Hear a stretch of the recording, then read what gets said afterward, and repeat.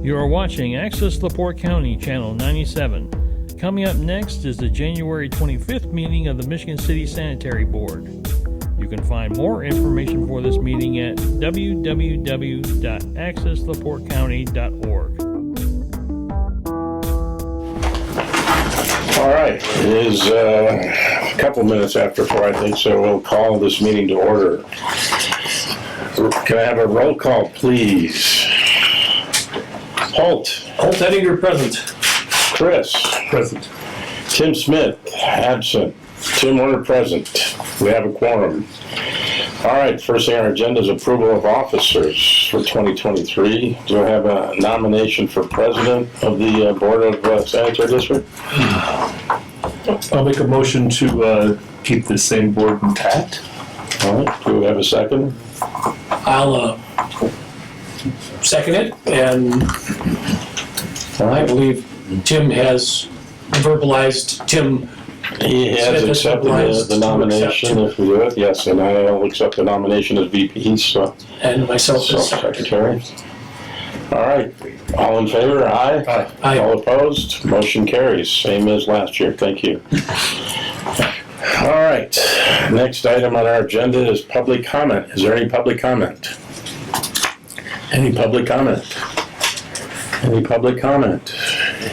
Hearing none, we'll move on. Item 5, insurance renewal. I think we have to do that. Sorry. Item 3. We did the minutes. Did I skip the minutes? You're right. Hold on, Scott. Okay. No, item 3. I jumped right over that, didn't I? Okay, approval of minutes. Do we have any comments on the minutes as presented? No? I make a motion to accept. All right, motion to accept, second. All those in favor? Aye. Opposed? Okay, minutes carried. Thank you for getting me back on track. All right, now, insurance renewal. Hi, Scott. How you doing? I'll let Charlie introduce everybody. Come on up. Watch out, I'm on Carol's funny. Just letting you know. I've seen people almost go backwards in it. There you go. Watch out, you're making Dan really nervous back there. Nothing like an insurance guy filing a claim. Right, yeah. Stick around if you would. Thanks for the warning, appreciate that. That'll. Yeah, okay. I'll move past these.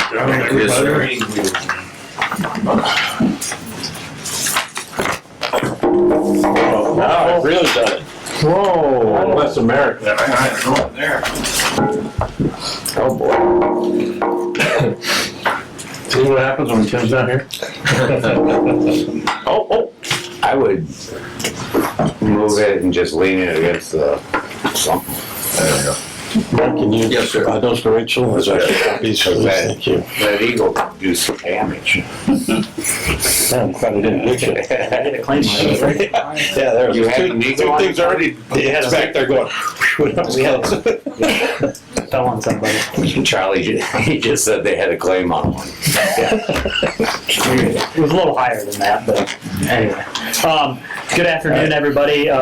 Charlie Keene with General Insurance Services. Matt Weber, my associate, also with General Insurance Services. Thanks for having us in this afternoon. We give our kind of insurance renewal report annually, and so usually we come in February, and this year we're in January as requested from the board from last year. So if you would turn your, I'll go through this as quick or as long as you would like to. First page is just kind of our scope of services. I won't go in that in detail. It hasn't changed from previous years.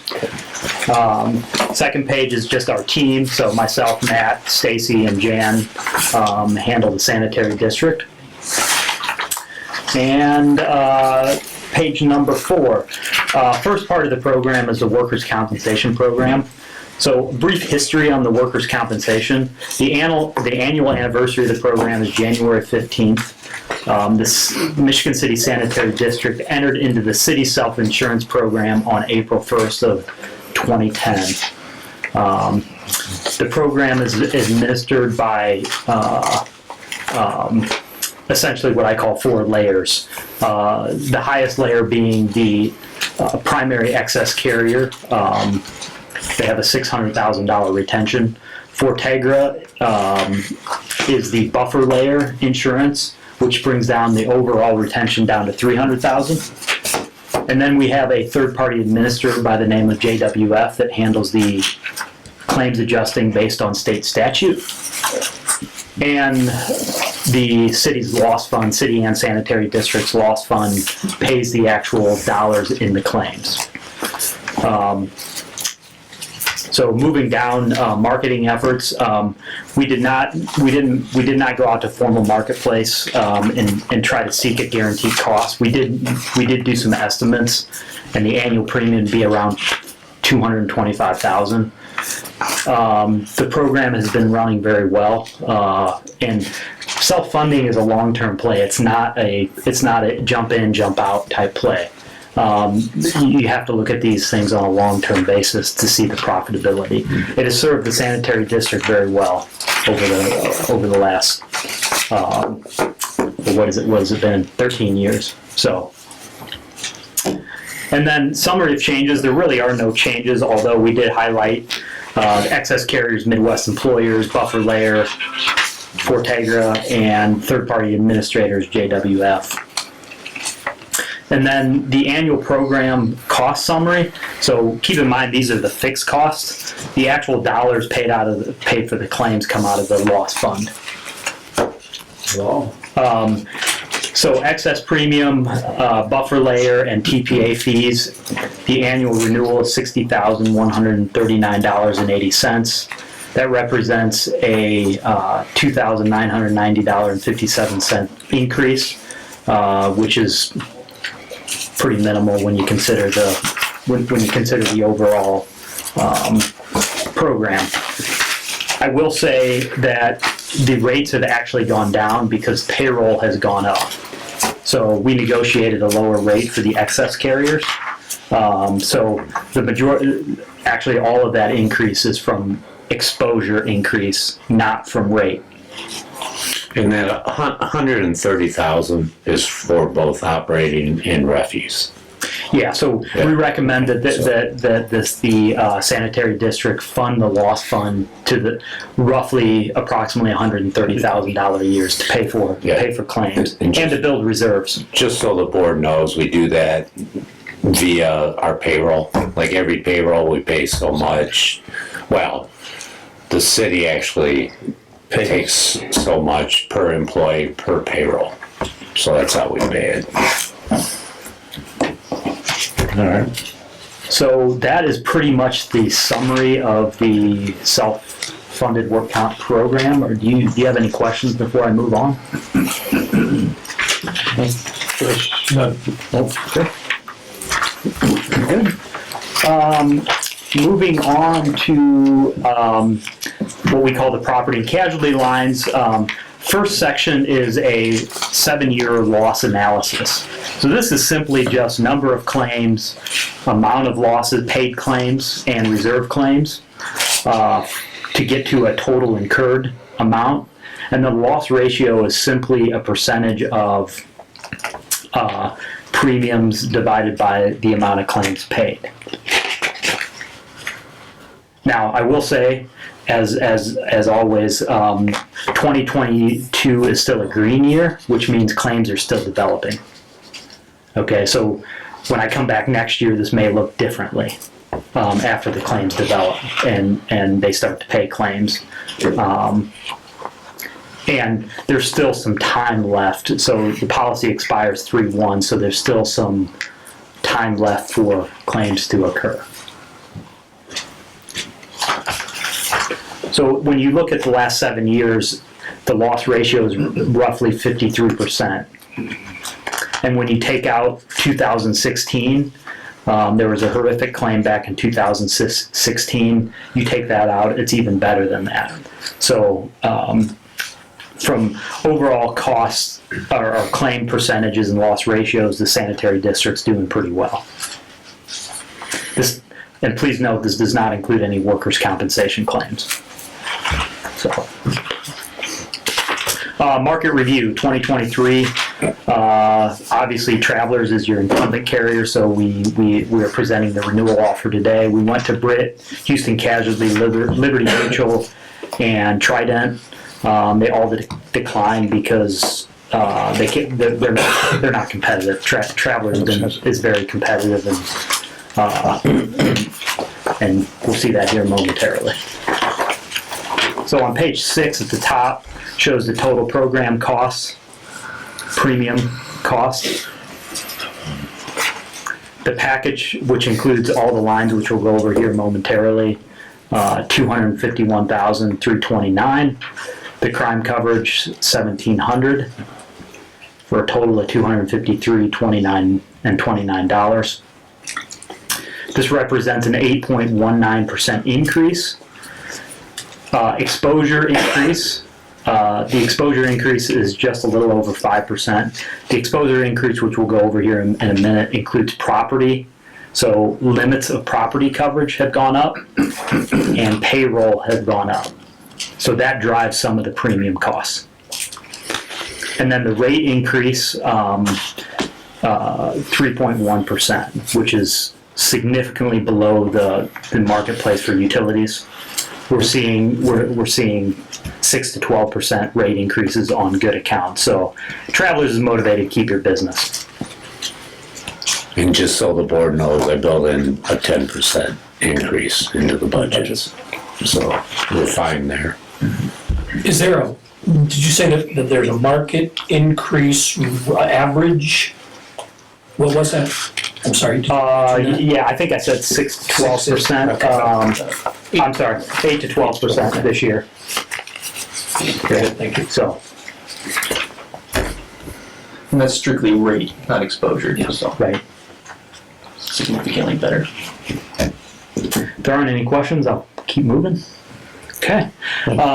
Going into the coverage summary, first section is a general liability. So we have general aggregate limit of $2 million, no changes over the prior year. Each occurrence limit of $1 million. So this would cover things such as slips and falls, anything that may arise out of your operations from a liability third-party standpoint, with the exception of auto, because auto is covered under a separate section. Sewer backup liability, we have $1 million limit. Next section, the public entity management liability, or the public officials liability, we have $1 million, no changes from prior year. And this provides coverage for decisions you guys make as a board, or decisions that are made on the executive level.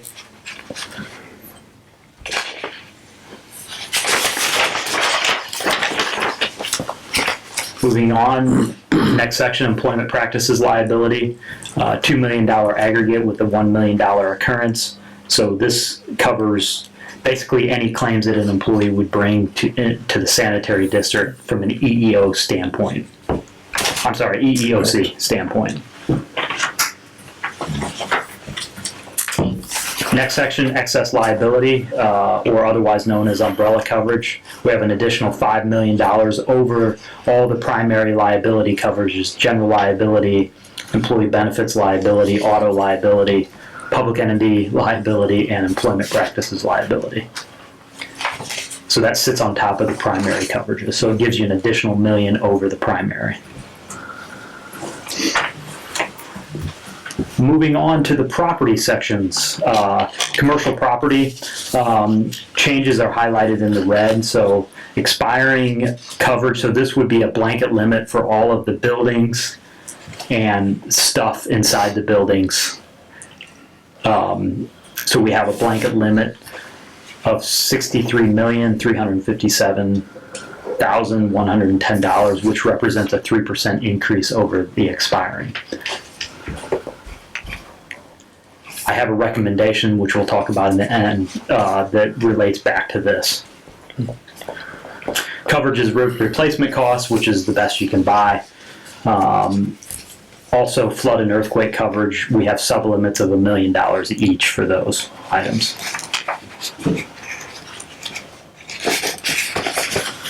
Inland marine coverage or the district's equipment, so this would include things like backhoes,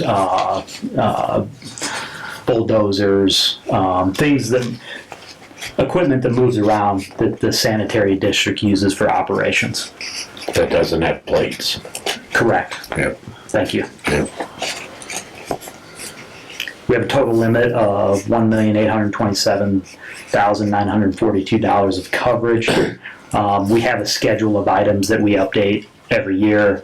There have been no changes from the prior year. If we do buy something, we just let you know. And Correct.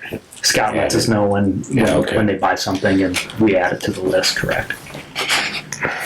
Electronic data processing, we have $750,000, which is the same as expiring. This covers computers, servers, basically anything with a microchip.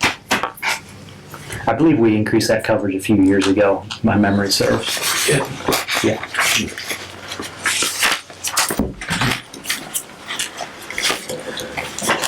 Moving on to the next page, auto coverage. So we're starting out the year with a couple less autos. Number of vehicles, so these would be self-propelled vehicles, 67, and number of trailers, 5. So a net total of -3. Primary auto liability is $1 million. Uninsured, underinsured motorist coverage at $1 million. These are all licensed. These are all the plated, Okay. yes, Yeah. correct. So,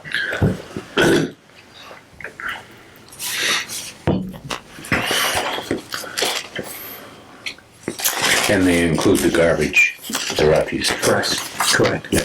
Refuse.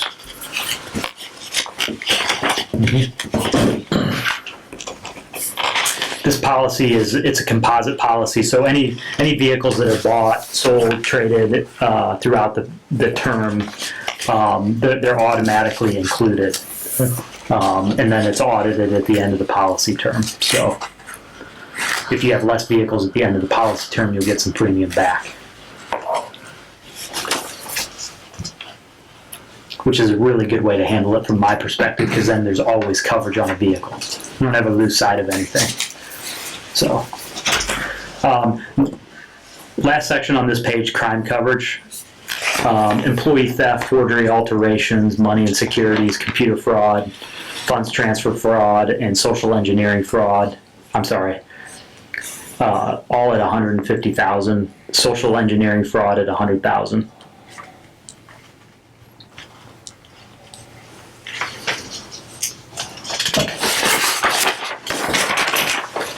And section at the top of the last page, one of the things that we're really struggling with, and I'm sure you guys have all experienced this in some fashion or other the last year to 18 months, is inflation. What would it cost to replace, rebuild the sanitary district stuff? It's hard because we don't have any, there's no, it's what everybody thinks, right? You can look at it from a worst case scenario. Hey, what would it cost to rebuild a reclamation plant? Well, from that perspective, plus all the stuff other stuff, furniture, all the stuff inside the buildings. I don't think 3% is enough. Just because materials costs have gone up, labor costs has gone up, anything else that may go into that inflationary calculation. So what would it do to the premium? Yeah, great question. Quick calculation. So if we went up 6%, $4,250 additional premium, annual premium. If we went up 8%, $5,525 annual premium. So we have room with what I budgeted. So.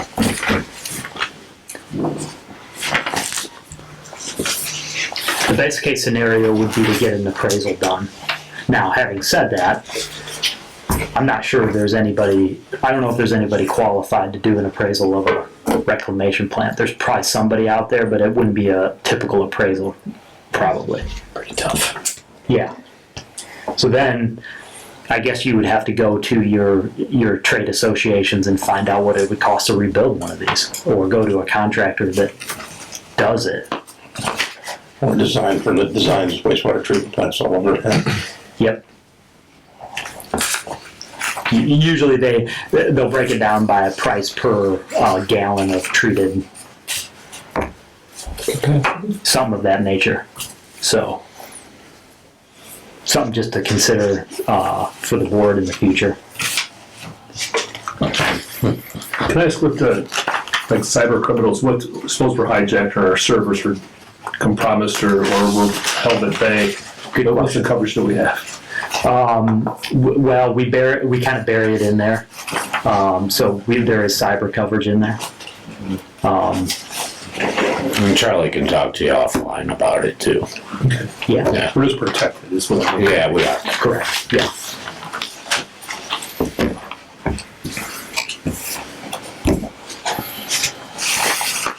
So that's pretty much the end of our presentation. Are there any questions I can answer, or? So do you need the board to approve this 6 to 8% adjustment? It would be my recommendation that, yes, I'd like to put that in front of the board. And then they would approve the new total, Correct. right? Yeah, so.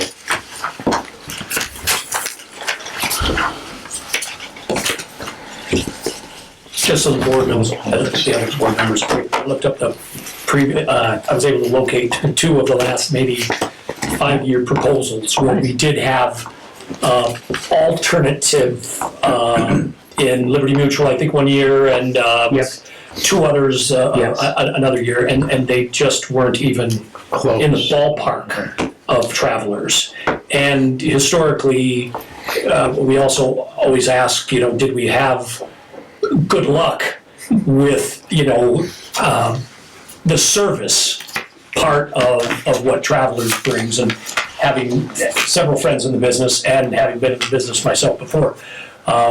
Travelers has taken good care of us over the years, from what I understand. Is that still hold true, Mike and Scott and Attorney Meyer? You guys have found it? Yeah, I would say so. Yes. Yeah. Yeah. I mean, Cincinnati was good. They were before them. Yeah. But they might have been just a touch better, to be That was honest. probably 6 years ago, 7 years ago. Yeah, unfortunately, they're no longer a market for, Right. Utilities.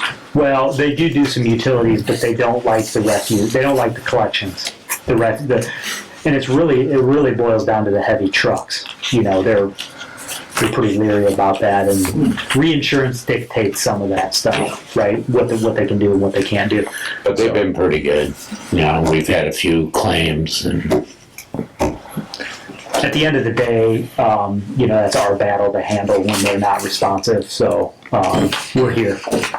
Steve works with them quite a bit, so. The nice thing, what I do like about Travelers, they have a specialty claims division just for utilities, public entities.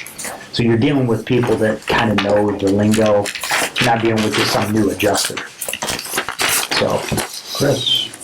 I'd like to make a motion that we continue on with general insurance through Travelers with the rate increase. I'll second.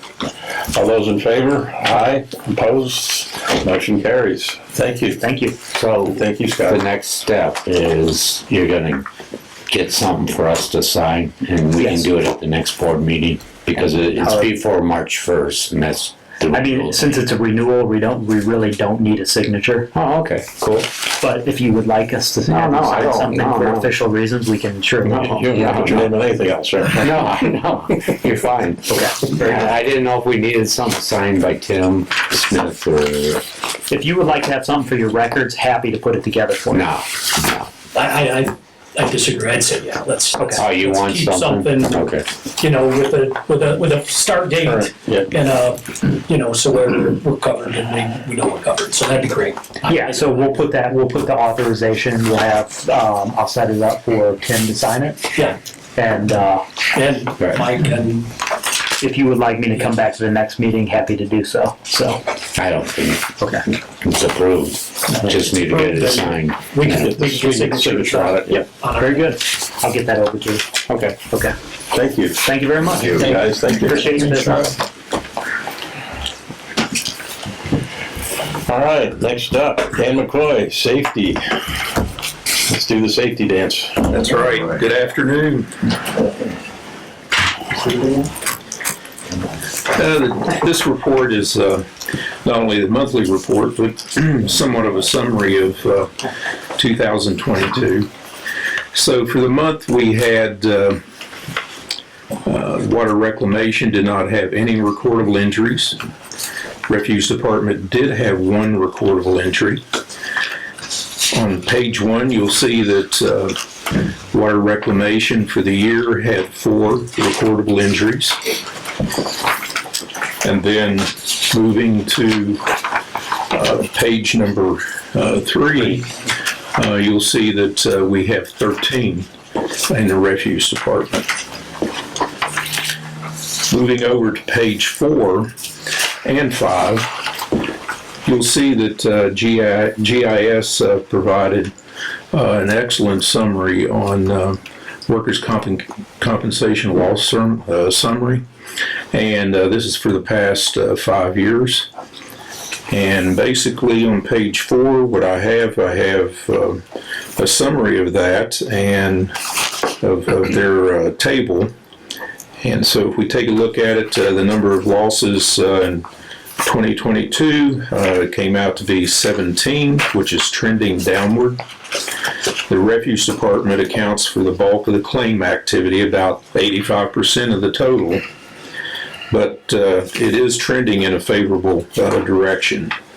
And to highlight that, 2022, the total incurred is 62% less than 2021 and 66% less in 2020.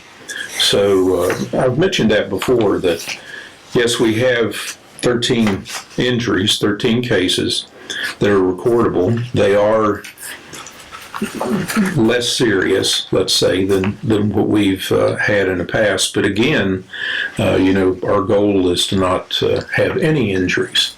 So we continue to strive for that. And so I really commend GIS and particularly Matt Weber with GIS in providing this table. I think this is very helpful to give us an idea of where we stand, and they're willing to provide that periodically throughout the year so that we can not just wait till the end of the year, but know throughout the year where we stand on our loss, from a financial standpoint, from a cost standpoint. We take a look at page 6 and 7. You'll see there's quite a bit of activity related to work that's been done in the disinfection process. A number of improvements, lots of activity. Any questions related to that section? In good shape? Okay. And then on page 7 through page 10, I emphasize some of the other activities, but with a focal point on the program that we have for heavy equipment. And what we focused on recertification and certification of front end loaders and bulldozer. And what we have on that, when a new employee or a new person for the certification program has to go through a 4-step process. And we model that after OSHA's powered industrial truck requirements. And the 4-step process, they go through that. And then in the final stage, they actually go through classroom instruction. They have to pass a quiz on that, and then they have to go out for the practical and demonstrate that they can actually operate the equipment in a safe manner. And so that's some of the photographs that I have here. And as you can see right there, we have cones set up. We have a chicane that they have to move through with the loader. And not only do they have to drive through it, but they have to also back again to the starting point. And so that's a bit of a challenge. And as you can see right there, from time to time, we would put obstacles out in the chicane, and they're not aware that those obstacles are there. And so we want to see what the response is to those obstacles. We did locate a toy, looks like baby carriage, I believe, and we put that out there. So every one of them responded properly to that. So the baby carriage is okay? Yeah, I think we're going to keep that. We have that hidden away. We're going to keep that. So that's a good prop to have in our That is a good course. shot. That would be bad to be the guy that ran over that. Definitely. And so, in other exercises there, we have rubber tires that they have to pick up with a claw bucket and place it in another location. And then I have a photograph there where that comes into play in our day-to-day work. And in that particular photograph, where using a loader with a claw bucket's about the only way that you can clean that up efficiently. And then finally, looking over at the front end loader operator, demonstrating if they can properly load a dump truck with material. And moving to the dozer, it's a good bit of work that's done Hitchcock at the composting area. That's where it's used. And really what I did there on page 10, I wanted to give a shout out to J.B. Perrin. He's an experienced operator, and he actually participated to a great extent in getting the new employees who were coming through, the new people being certified on dozer, and making sure that they knew the inspection techniques that have to be followed, the lubrication points, pointing out how to operate it, and then demonstrating how to operate it, and then standing aside while the new operator actually goes out there and operates the dozer. That's all in preparation for the final exam, which is step 4. And so I think he did an excellent job. Not only that, he's done an excellent job maintaining the area up there at Hitchcock. It hasn't looked this good. It hasn't looked this good in quite some time. It really looks great. So I wanted to give him a shout out on that. Yeah, great. Anything? Just real quick, I see in your 13th item for work that at least when the report was made, that worker remained off work. Is that still the case? Yes, that's the case. Yeah. So hopefully he'll be able to come back probably the first part of February.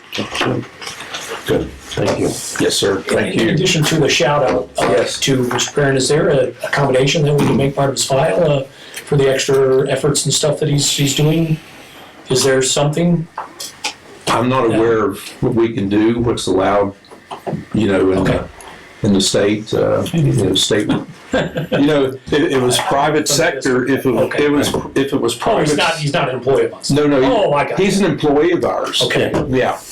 So in the private sector, we would see that he got a real nice jacket or something like that, but that's not the case in public sector. Okay, and Steve or Mike, there's not something that we don't have a form to, We can embarrass them in a meeting. okay. That's what I, accommodation of sorts to put into his file. Okay. Yes, we'll do Can that. we do something like that, Mike? Yes. It could be as simple as that. You don't have to embarrass him. Yeah, that's Maybe I'll take them out for lunch. Or force him to come to a meeting. Handshaking and that away. Yeah, take him out to lunch if that's allowed. Just a thought for further fodder. Okay. We appreciate it. Can I ask a Yes. question? Yes. Yeah. And so under the refuse department, under the number of claims for the last year, there's 13. So there's 13 accidents, right, that accompanied that. So those are the majority of the accidents. I mean, is it back injuries? Yeah, What is strains it? and sprains. And Bee pinch points. stings. Strains, sprains, pinch points, that type of thing. Okay. Those are the injury types. Okay. And there's a training program going on for all that? You bet. Okay. Yeah. And it's really awareness also.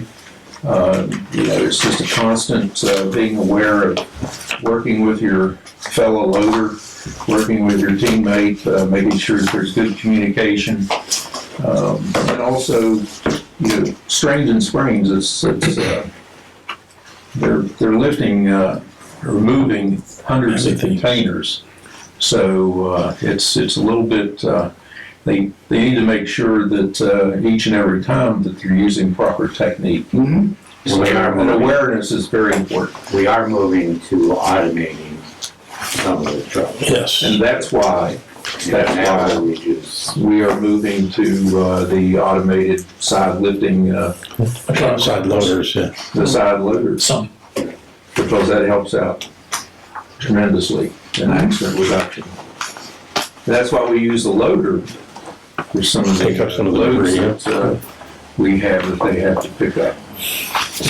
You wouldn't want to do something like that by hand. That's just an invitation for injury. Yeah. And we have a pretty good training program. A new employee has to go through a 13-step training program now, online training. So I think all those things have contributed to the efforts that reductions we've had in injuries in that area. Okay? Yeah, thank you. Thanks, Dan. Thank you. All right, next item 7, Long Beach Sewer Project. Any updates? Anything new there? The lawsuit is being prepared. Need anything more than that at this point? Good, all right. Thank you. Scott, financial report.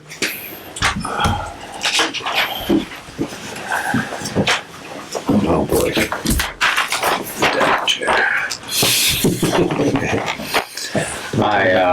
I'll start by reading the cash balances as of the end of the year. The operating fund had $571,625.46. The improvement fund had $1,045,696.47. Vehicle replacement had $194,464.04. Equipment replacement had $700,754,000, and I kind of skipped over the municipal account for payroll. It had no balance, and the operating grant fund had no balance, for a total in that bank account of $2,512,539.97. The Indian Springs construction project had no balance, and the Whippoorwill project had no balance as we made the SRF payments. SRF debt reserve was $505,718.47. The SRF bond and interest was $211,813.67, for a total at the Bank of New York of $717,532.14. The Stormwater Fund had $617,428.78. The Refuse Municipal payroll had $0. The Refuse account had $1,514,174.64. The Special Revenue account had $3,849.55. Levy excess had $3,000. Sorry about that. Ooh. Million? Wow. Wishful thinking. It's a special revenue, all right. Yeah, it's special. Didn't sound right as Yeah, we had a lot of special pickups. Yeah. Okay. Sorry. Yeah. The levy excess at $8,522.40. The grant fund had $4,324.78, and the rainy day fund had no balance, for a total in that bank account of $2,148,299.89. The total before Carwick was $5,378,372.00. Carwick remediation had $217,344.49 for total cash balances of $5,595,716.49. Just a couple quick comments. The operating balance was down. We actually had 3 payrolls in December, and 2 of them had special pays, so that was part of it. I looked at today, the balance is like $708,000, and our payroll on Friday will be, including perf, federal, state, everything will be $152,000. So it's coming back. Yeah, it'll come back. And then we also got the fall tax settlements down at the bottom in stormwater and refuse. That's why you see the increases. Were those pretty much in line with what you expected? Yeah, they were right. Right. Yeah, we were right on. So the other thing on the BNY, Mel, and the SRF stuff, we actually earn interest on those accounts, and net interest is getting up there. I mean, last year it was like $30, $50. This year it's like $1,800, you know. So, well, you can see $1,500 in the reserve. So, anyways, so that's all I got there, unless you have any questions. Okay. And then these are the final budget performance reports for 2022. If you go to the operating fund first, if you go to the last page, we were pretty much right on budget. Actually, we were, 30,000 off on operating. So it was pretty good. So if you have any questions on any of that, you can email me later if you're looking at it. Now the next 2, and I don't know, Mr. Meyer can help me out here if I can do it this way. On refuse and stormwater, the first thing I'll mention, if you look at the fund numbers at the top, you'll see they've changed. And that was the State Board of Accounts has asked us to change those fund numbers. And that's because every other municipality in the state has those same fund numbers for those type of, so someone at the state level can compare across the state, like refuse, stormwater. It's really more for the general funds, like what the city controller handles. But we had to change. Now, the operating fund, none of those changed because they don't really, it's a proprietary fund and they don't really look at it. So that's one thing. And then if you look at the second column, that budget amendments column, what I did was, if you kind of go down that, you'll see these are what's called minor transfers. So like one line item was under budget and one line item was over budget. Now these are all called minor because there's 4 classifications. There's wages and benefits, supplies, services, and then other. So anyways, How do you transfer within that fund? yeah, within the fund and within those classifications. You know, you can't, because it's not really the amount you're doing, it's whether or not you can keep it in those classifications. So anyways, so we had some minor transfers to get those balances, you know, just above budget. So, and that's on that one. And then the same thing, if you go to the bottom too on page 4, I'm sorry, I'm bouncing around. I thought we were gonna try to, like, I was budgeting for like possible loss of 300,000, thinking that we may, we lost 86,000. So, but we have cash reserves, that's why I budgeted for a loss, but we didn't really need to use it. And then the final one is stormwater, same thing, that second column. If you look through that, you'll see that, again, they're all minor transfers. On page 3, you'll see, I moved, we had a line item in capital outlay. I moved that to operating transfers. That was because we used that money for US 12 in Custer. And we're gonna get some money back on that via a grant. So I moved it into the grant fund. And to do that, I had to move it from the capital line to the interfund line. But if you look at that, again, we came in slightly better than budget. At the bottom, we budgeted 130,000 loss, and we came in at 82. And again, that was because we had some cash reserves. So, because I always budget thinking that we may have to use some of those reserves at some point. And so, is that okay to ask for their approval of these minor transfers based upon this?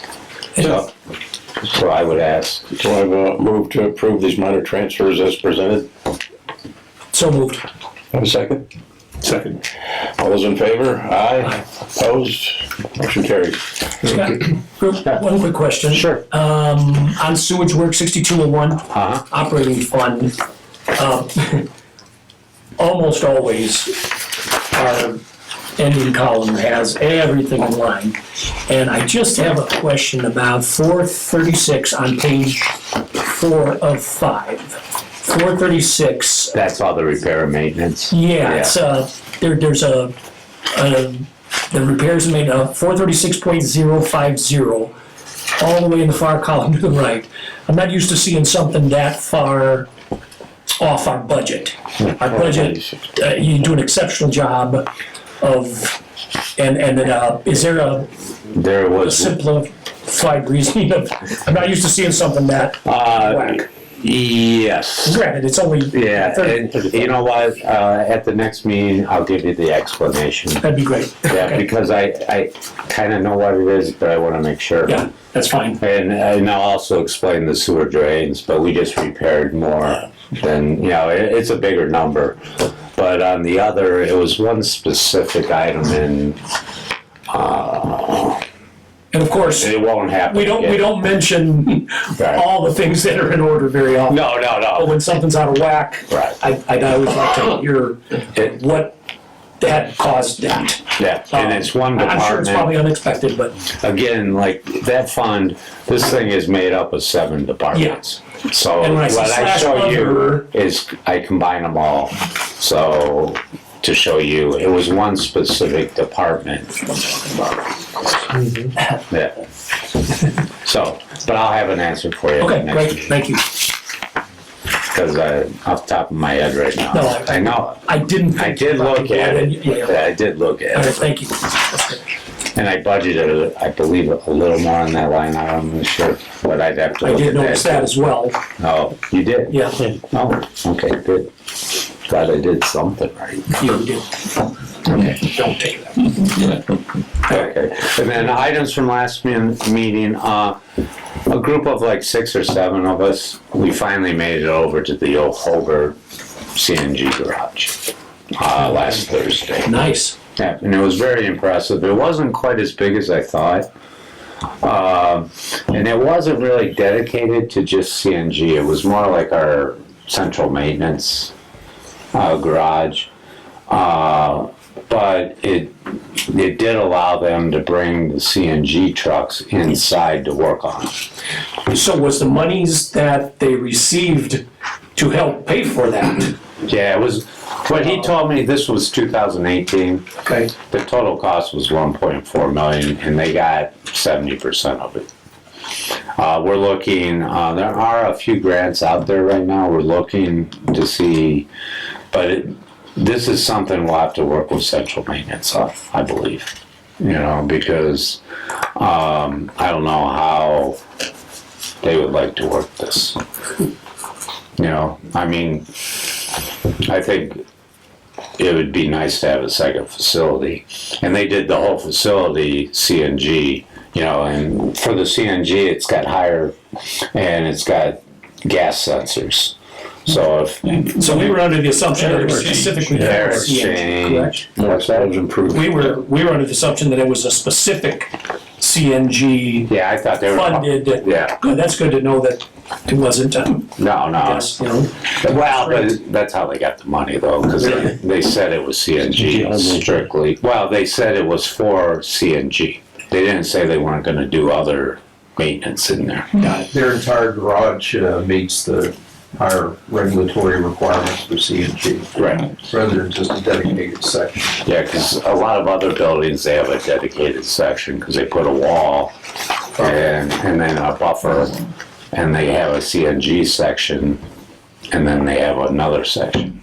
But it's a really nice facility. Was it a new facility or was it? 2018, brand new. Okay, it wasn't something they already had that they updated Yeah. specs and stuff to. And that 1.4 that doesn't include tools and equipment. That's where it gets up there. So, that's just a show. Very much, yeah. Very good. So anyways, we did make it over. The other good thing that came out of it, the guys over at Hobart, I mean, they were great.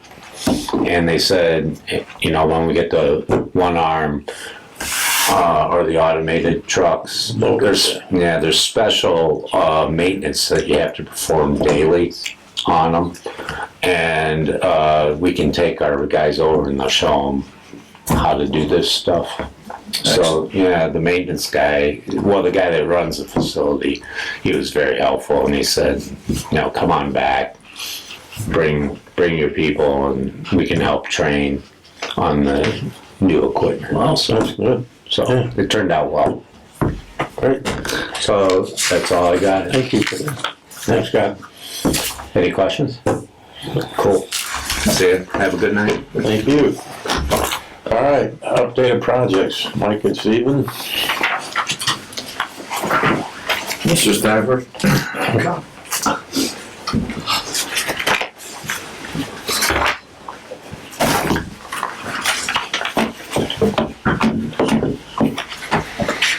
Mike, I'll defer to you if you have anything you care to add first. I have something that's, Save it for later. yes. Very well then. Okay. Regarding this 3.2 acre parcel that we identified for possible acquisition, we did receive 3 appraisals for the property, and they're a little bit variable. So my recommendation for this meeting would be to table it and let us study the appraisals. Yeah, agreed. Yeah, it was quite a range in cost there. All right, do we have move to table this item to the next meeting? So moved. Second? Second. All right, all those in favor? Aye. Opposed? None. So, table. Thank you. Okay, the 6 acre donation parcel, we're making slow but sure progress on that. BCA prepared a request for site eligibility, and I submitted at the EPA on January 4th. On January 9th, John Jervis at the EPA replied with a one-page letter stating the property is a brownfield as defined under Circle Section 10139A. BCA indicates that they will provide a Phase 2 work plan for our review by the end of this week. On the Custer, the US Highway 12 Custer and Francisco Stormwater Project that's complete as we previously described in our report dated December 7th, 2022. IFA Subsequently requested a copy of the RFQ announcement, the resulting contract verification, and the verification of the contractor's compliance with Davis-Bacon.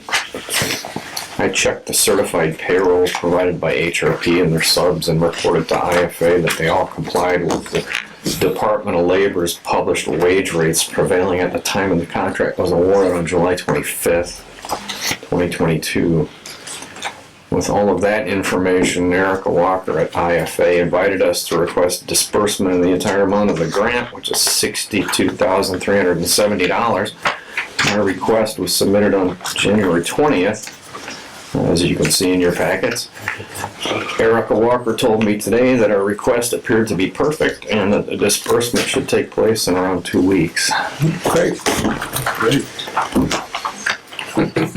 I was gonna call on Good work. Johnny G for something on White Dish, but I'm aware that they're still waiting for the place to freeze to pick up the next phase of work out there. California Avenue drainage improvement, there's nothing new to report since last month. But I'd like to have the board's approval to send out John Doyle's comprehensive project design for quotes. To obtain quotes.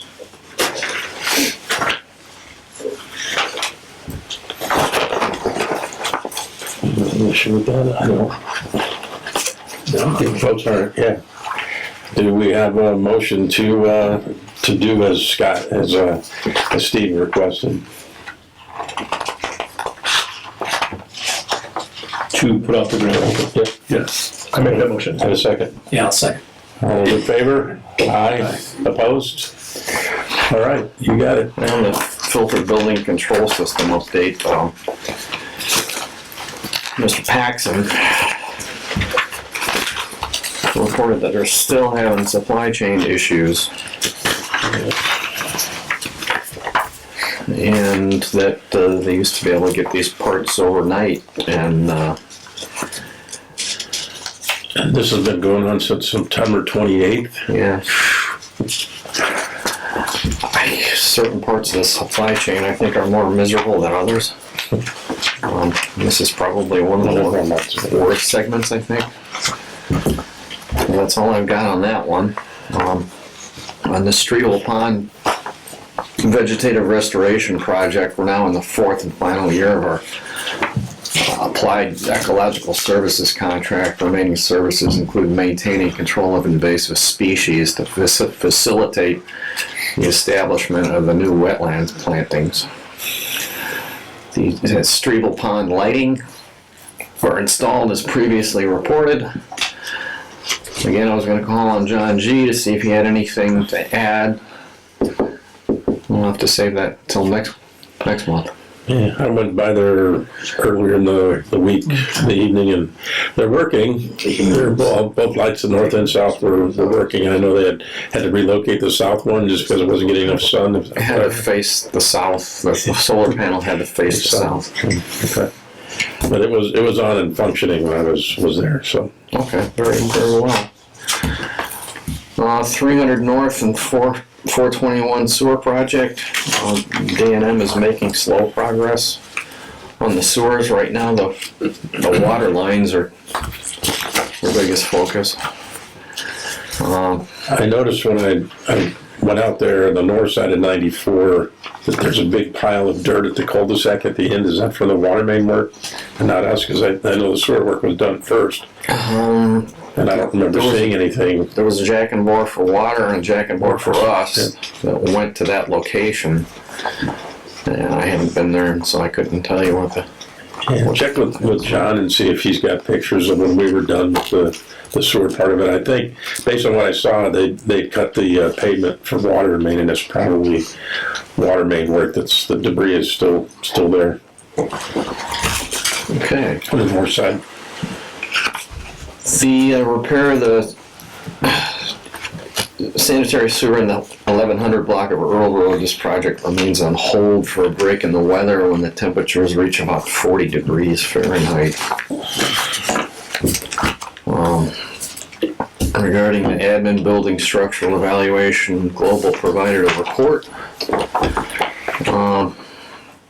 As described in their report, this building and the auxiliary buildings have only minor structural issues except for the 2 columns at the admin building's main entrance. Global recommends that these 2 columns be replaced. Shem told me on a phone call that the other issues with the building's facade are non-structural. I would like to give some thought to requesting Global's proposal for architectural specification for the repairs to the structure and the facade. Did they provide a engineer's estimate of what they thought those column repairs would be? I didn't see it in the report. Dollars. Yeah, seems like that should be in there. Did we add that in our original proposal to them to provide an estimate of all the costs for whatever they found? I'm gonna have to check.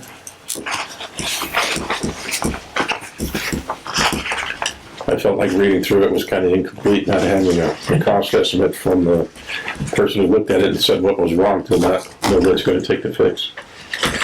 The information was detailed. Yeah, very. Pictures and steps, but there was no dollars. Yeah, but I thought, okay, maybe.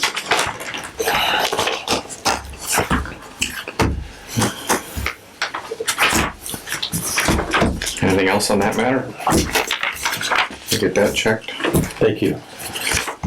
On the Carroll Avenue Sewer Extension Project, I'm saddened to report that Tim Haas's father very recently passed away, and that his office expects him to be out for the rest of this week.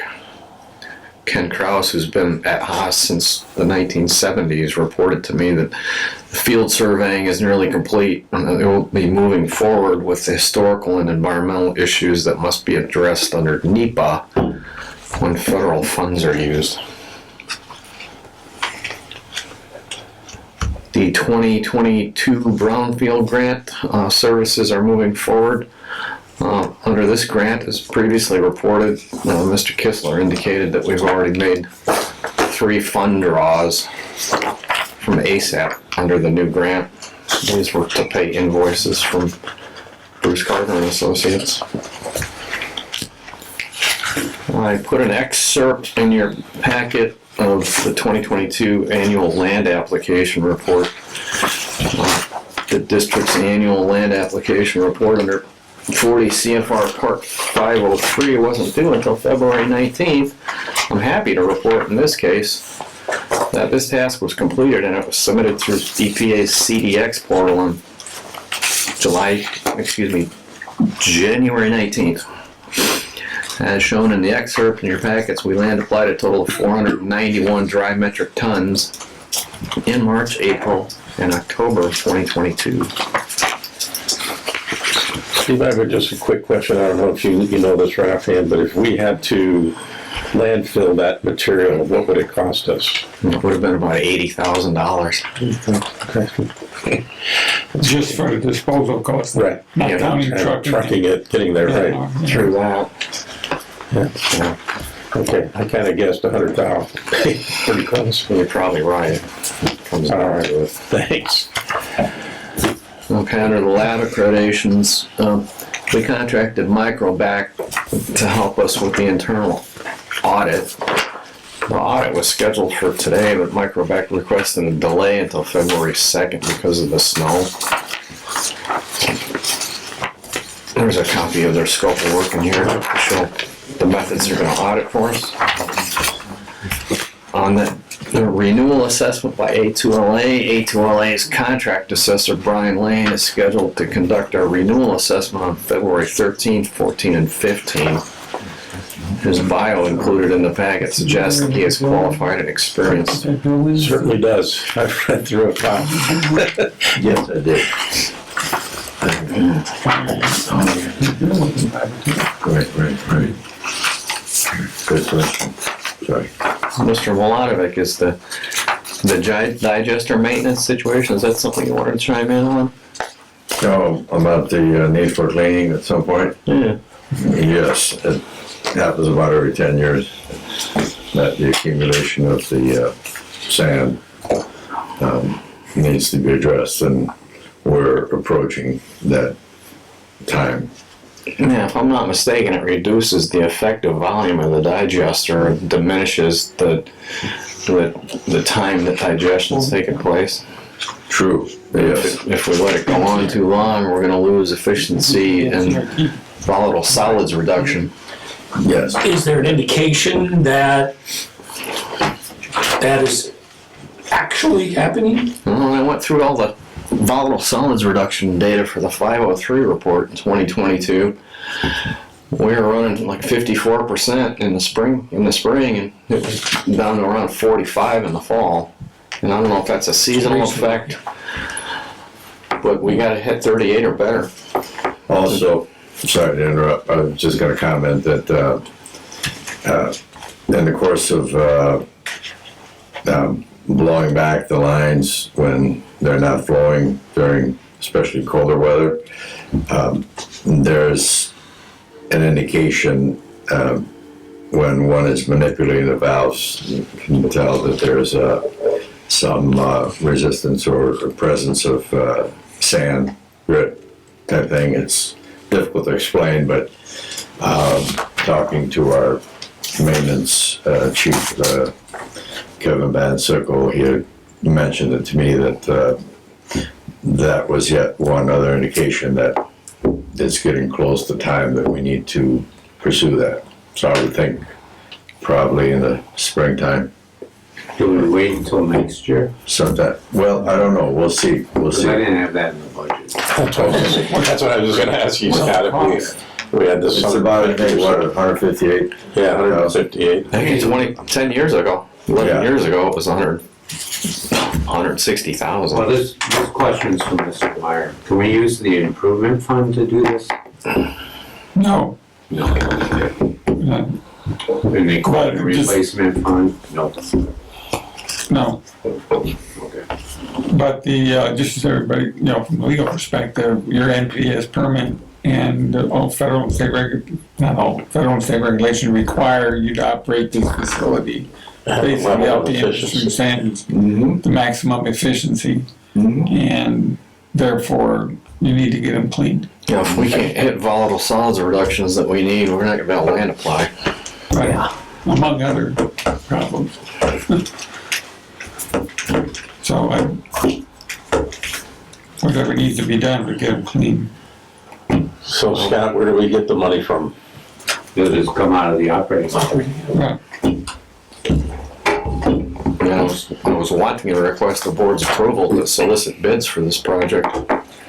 And the addition of mixing on the sludge holding tank, which really needs to take place when it's empty. So would you like us to go ahead and move forward with the cleaning? Or do you want us to do something else? Well, I would like to solicit bids for the cleaning and the addition of mixing to the sludge holding tank. Or should we just proceed with the cleaning now? Yeah, I mean, and all you're doing is soliciting bids. Yeah, right. The reason if Has somebody, yeah, has right. somebody already designed the mixing? Or are they just replacing existing? No, So, I'm only asking because you gotta have something in writing in order to solicit bids. And is that gonna be separate from the cleaning, a separate project? I would keep it Yes. separate, and it could probably go out under Yeah, quotes, because it isn't gonna cost over 150. It's Right. gonna be a lot less. So that was my anticipation, but so the board knows, there's actually two projects. One is cleaning, And what is one the is, tank mixing? in essence, preparing specifications and plans and specifications and getting a request for quotes. Is there a savings of combining these with one quote? The holding Or are tank, they the holding so tank different? pretty much needs to be empty to add the mixing. That's why the timing is So it's important. not combining them, it's just a concurrent timing situation that's helpful. Because there would be different contractors. Right. The same contractor would clean all the tanks, but the same that same contractor would not be the one that Doesn't replaces the mixing. Is there significant benefit more than just helpful, that it makes sense to It would do make, them simultaneous? I believe, I don't know that I can exactly, put a dollar amount on it, but it would improve the efficiency of the dewatering, so we'd likely use less polymer, and there would be other residual benefits as far as the quality of the cake, the drier cake, and so forth. But what I would suggest is that you authorize us to pursue a concept and hopefully get some idea of a cost, and then act on that, because this is gonna take a while to do. We don't have to do it like right this No, second. we're not gonna have this ready by next meeting. No, let's Right, let's so- get to it, huh? Yeah, I'd So you say. guys agree? All right, do I have a motion to have the district move ahead on requesting a proposal on the holding tank mixing and digester maintenance work in the future? As soon as we can get it, I guess I should say. I make that motion. Yeah, I'll Have a second. All those in favor? Aye. Those opposed? The motion carries. So, walk on down the road, Steve. Keep going. Thank you very much. The next item I had on the agenda was a RFQ or RFP for a couple of EV utility vehicles. The district has two. Can I ask before that, though, were we supposed to approve this, No, so that's, It's gonna be in conjunction that's with. information from 11 years ago. Last time you did it. okay. Historical. Good question. Yeah, that was a good question. Yeah. We could call them up and see if they'll do it for the same time. Yeah, great. I approve this price. I'll tell you that right now. Okay.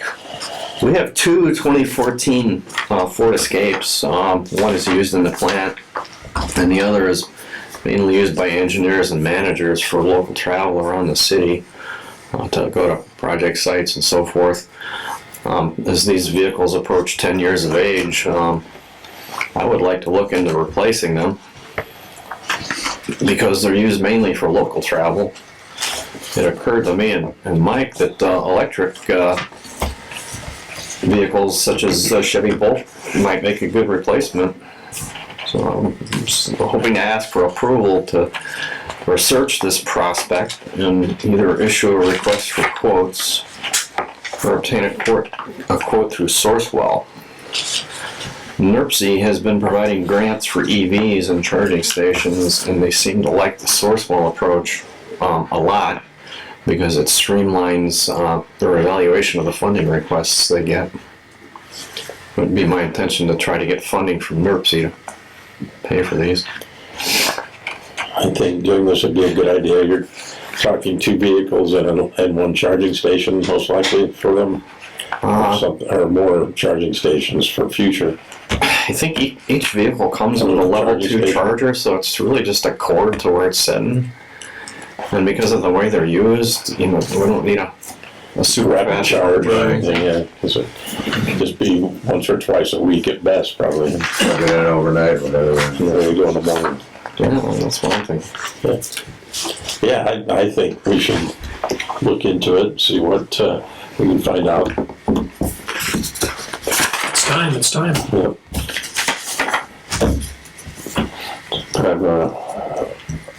Do you need a motion or just direct you? I think you Okay. Apparently not. I say it's a good You idea. know what you're gonna be doing.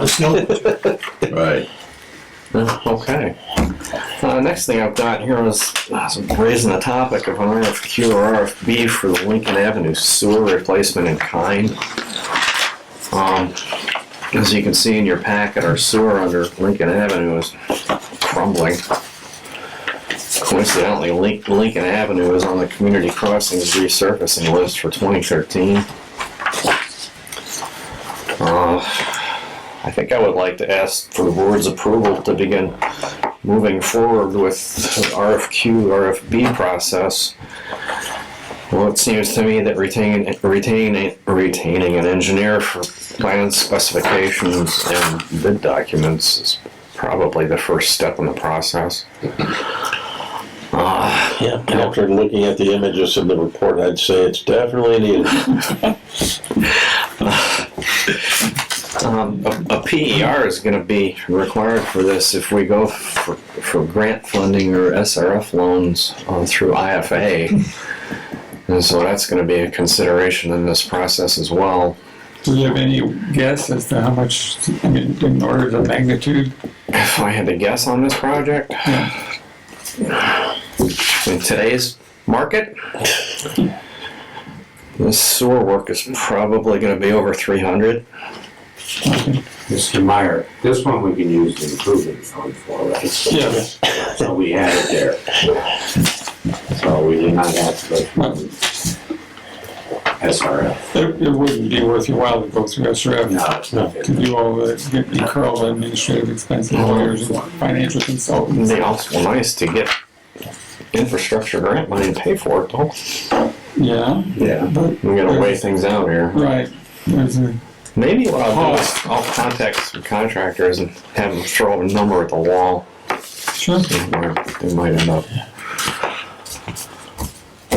Well, I would recommend that we get going on at least getting the design moving with this, so we can have something on paper to provide to whatever funding source we need to get, as well as start getting some bids back, so. Okay, very good. All right, that brings me to the monthly reports. Actually, I'm gonna call out a few items in the annual reports from the different departments. With our assistant superintendent of collections in the hospital, I told him he didn't have to write a report for this year. It's fortunate that Mr. Basil's yearly report recounts the cleaning and video inspection of 8 miles of sanitary sewer and 3/4 of a mile of storm drains in 2022. Mr. Basil sent out over 200 maps and was instrumental in moving the community crossings grant process forward in the absence of an organic city engineer.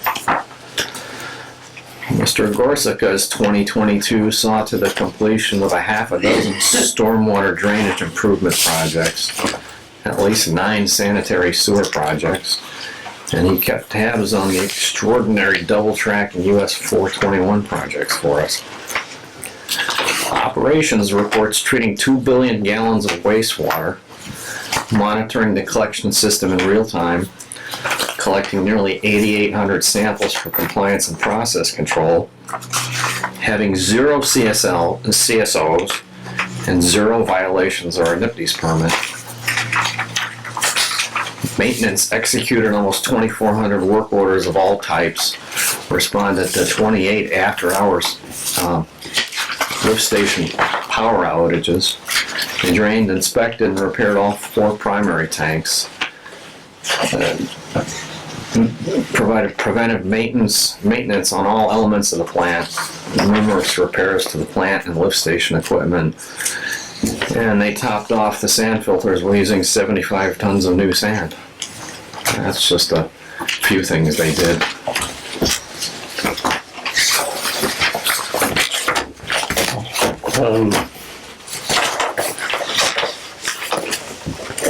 If I could make mention, Yes. Vice President, in reviewing our operations managers, I'd be remiss to say that when you review these annual reports, it's mind-boggling the amount of work that our people get done. I don't like to highlight my own nose. No, hang on, I know, but that's why that's why I plan on bringing to attention, and certainly when, in the past, those of you who've been here long enough, and I'm not sure how many of you have been here on the board, but when you monitorize things and put them in numbers for me and Scott and many others, things make a lot of sense. And I would be remiss to not mention that the activities managers through our operations manager's office, Steve and others, and the final page of his annual report, if you look to it, it would be ridiculous not to mention these flow meters and billed through the pretreatment, excess strength surcharges billed through the pretreatment program, pretreatment permitting fees, Pre-treatment compliance monitoring fees, 2022 sewer construction, 2018 brownfield grant draws, Lake Michigan Beach water quality monitoring to the tune of, in 2022, $241,315.38. Almost That a quarter of a speaks million dollars. quite large Yes, it does. to the quality and the quantity of work that the staff and our staff is doing. And that really sensibly would be silly not to mention. Steve, at the end of your report, well done. Thank you for mentioning that. Yes, in going through everybody's annuals, and I, in the weirdest way, look forward to it. It's just mind-boggling, the amount of work that Mike and the seamless work that has gone on here at the district. And I want to commend you and everyone who is listening to this, and to please pass it on, that the appreciation of this board, we could never really show our appreciation as to what quality work and what quantity work it goes on here. So thank you on behalf of the entire board for a heck of a year, and it's just mind-boggling how much work you guys and girls and women and the family gets done. Congratulations. I'll tell everybody I see tomorrow. Please do. Thank you, Commissioner. Appreciate it. Here, here, I say, oh, thank you. Quick, May I just, sure, sorry, please. one other thing that wasn't mentioned here, but it really deserves mentioning is that we recently experienced nearly, well, I don't want to be melodramatic, but I would say catastrophic problem at the headworks where the electrical control system failed. And because of the age of the system, those components aren't readily available. As it was, our IT department, in this case, Andy Mechanic particularly, had secured some items from the eBay or on the internet, which are not otherwise readily available, that he had on hand. And working with, let me back it up just 1 second to say that because of the fact that we have the storm basins, we were able to divert flow to the storm basin so that we did not incur violations of our permit. So there was no issue of any bypassing without treatment. But in any case, we established contact with Shambaugh and Associates, and they were excellent in working with us and coordinating with Handy Mechanic. And actually, it was they had some components and we had some components anyway. But it was Andy's creative thinking that allowed us to, and I'm limited in my expertise in the technical aspects of this, but it was essentially a 12 contact device that Andy had a 6. Anyway, he was able to make the 6 work by combining some of the connections. So that's a very layperson's interpretation of what transpired, but the main thing is it made the whole system work and we were back in operation. And the reason being is that because of automation, many other components of the headworks are connected. So if there's a failure, then it makes it very difficult to. We could have operated it manually, but because of all the equipment involved, it would have been a very difficult task. So I wanted to recognize that effort and Kudos to him as well for getting that. Yes, thank you. And in closing, in addressing a conversation that you and I had, Commissioner, about our presence on the internet, I do have some information on that, and I think we'll follow up in a separate conversation about options. Good, very good. How to make that more available to the public so they can Get better information from it more quickly. Yes, Yep. on a number of things. Yep, great.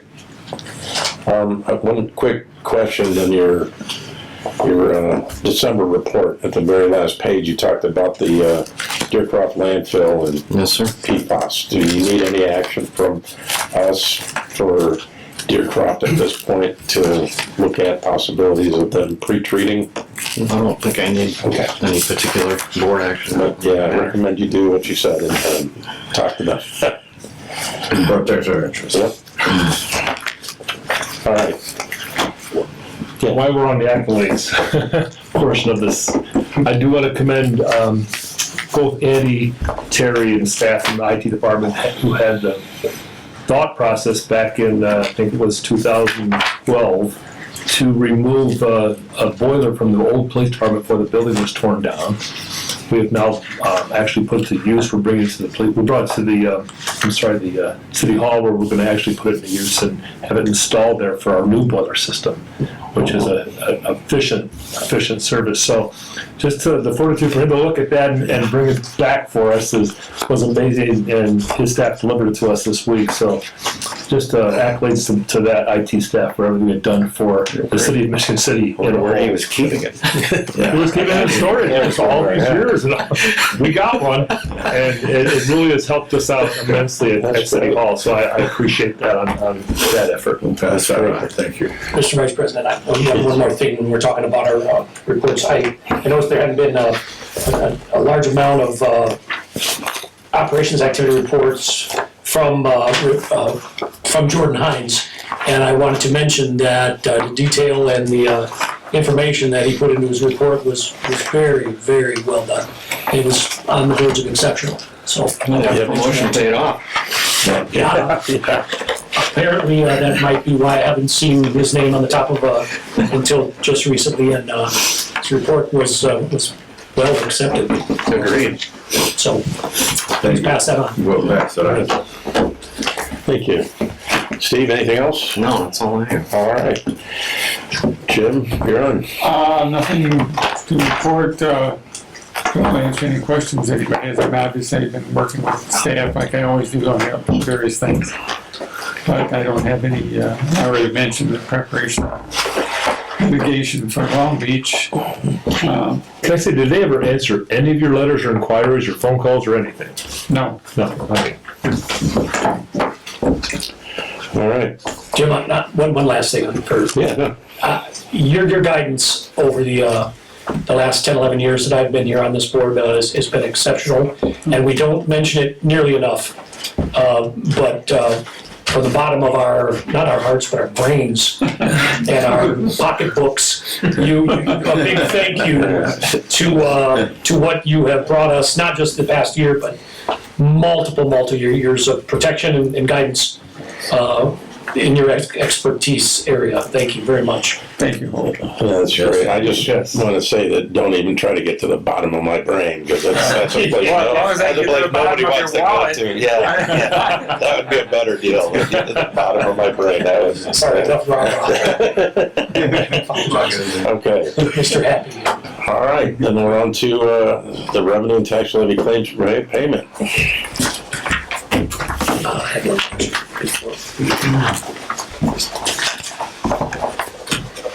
It takes me a second to open this with my finger. Scott, I have one question. Number 84411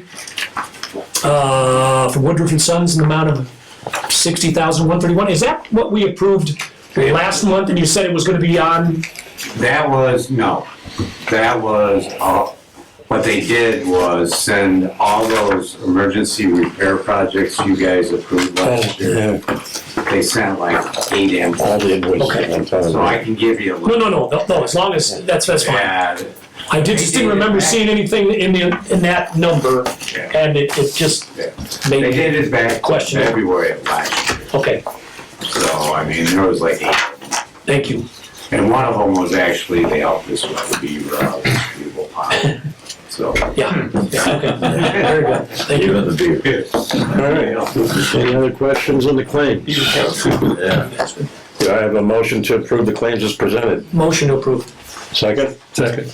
All those in favor, say aye. Aye. Opposed? Motion carries. Claims are passed. Do we have any old business? Any old? Yes. Yes, I'd like to get an update on the Strigel Pond issue that we talked about last month. Yes, I can provide that. As far as the gazebo, for example, on the fences that were.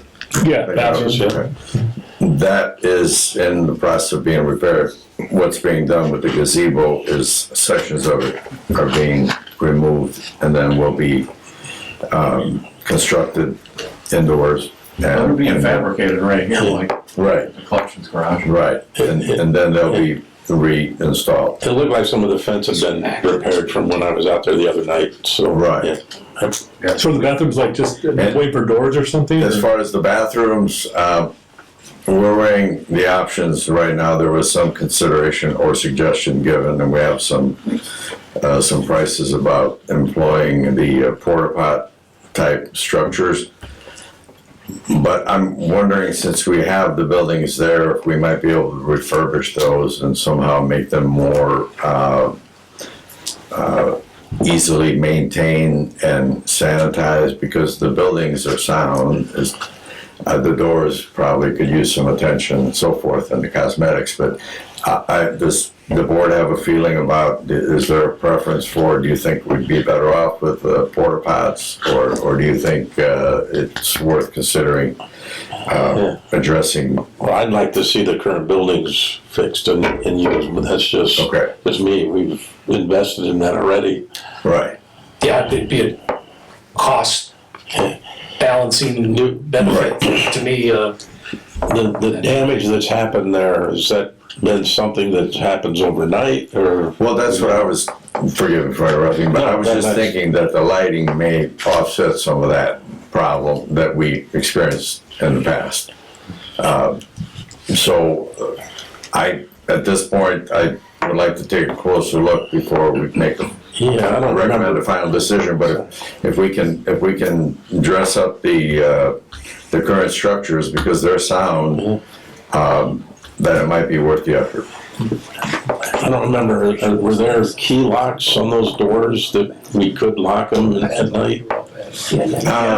Yes. But they were bypassing that and prying them open, or? It's the one door that got pried open, that was our police department. Right. They thought somebody passed out in there. Oh, okay. So we could fix that. I mean, if there's, and we had somebody that go out there and went out every night at dusk and was locking them, or no? I don't know if we were doing that or not, Tim. I mean, that's something we might, I mean, if we fix it, we should lock them at night, since basically Strigel Pond closes from dusk to dawn. Well, I think that might be also, could be automated, I think, maybe. That's what I was wondering too, if there's Yeah. a time lock that we could Right, get right. put on them if we fix them up too. So If you could look into that and then get back to us, that'd be. absolutely. Okay. How's that sound? Yeah, it looks bad because we had a lot of Right. runners calling up or walkers or what have you, and had very good weather, and there's, numerous padlocks locking doors. Where do you, Right. what's your alternative? Yeah. So that will replace the door or the door jamb, whatever has to be done to, reestablish the conventional setup there with the door lock. Steve, do you think the gazebo work will be done here before our next meeting? I don't know what the timing is of It's a that. little bit weather dependent, and I know we're going into snow and cold for the next week. If we've got one section of it or a couple sections done, if we could get a photo presented at our next meeting, Absolutely. just to see the progress going on, Yes. that'd be great. Thank you. Any other old business? Any other old business? Yes. One more thing, I don't know if it's old business, new business, but the damage to all the Hitchcock been seen, it looks like it's considerable amount of damage to that whole area. Do we have a police report or some kind of history on that? Like large sections of fencing are gone. Who took the fence down? It was the delivery truck driver who brought us the new toters. We did get an insurance check today. Okay. I just didn't know if there was even reported. I just didn't know at all. But we did get a check today. No, we asked Charlie to pursue, the transportation company's insurer on that matter. Okay. Thank you, Charlie. All I saw was just pictures of the damage, so I didn't know if what was 2 steps forward, 1 transpired step from back. that. At least we're moving forward a little bit. Wasn't a hit or run. All right, any new business? Any new business that come in front of the board? New business? Hearing none, but have a motion to adjourn our next meeting after that, we'll set February 22nd, 2023. Do I have a motion? Motion to adjourn. Do I have a second? This meeting is adjourned. Hey. Thank you, everyone. Thank you.